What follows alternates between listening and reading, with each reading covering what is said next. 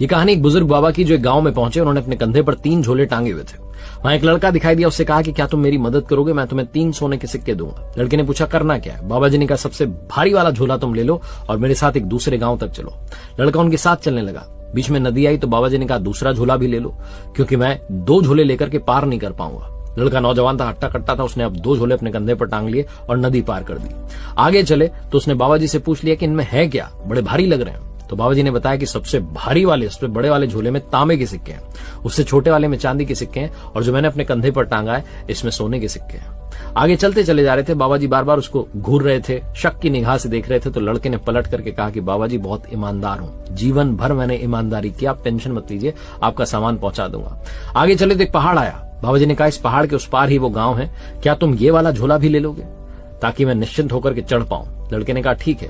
ऊपर लड़का चढ़ने लगा और बाबा जी कह रहे थे कि तुम अपनी स्पीड से चढ़ जाओ, ऊपर जाकर के मेरी प्रतीक्षा करना, मैं आ ही रहा हूं, फिर साथ में चलेंगे। जैसे जैसे लड़का आगे बढ़ता जा रहा था उसके मन में रावण जाग गया। उसे लगा कि लेकर के भाग जाता हूं, बाबा मेरा क्या कर लेगा। लड़का दौड़ करके अपने घर पहुंचा, तीनों झोले खोले तो तीनों में पत्थर ही पत्थर थे और एक पर्ची थी जिस पर लिखा था कि बेटा अगर आज मुझे धोखा नहीं दिया होता तो मैं तुम्हें इस राज्य का राजा बना देता। मैं इस राज्य का बूढ़ा राजा हूं जो अपने लिए उत्तराधिकारी ढूंढ रहा था। छोटी सी कहानी, अंदर से अच्छे बने रहिए, कृपा अवश्य बरसेगी।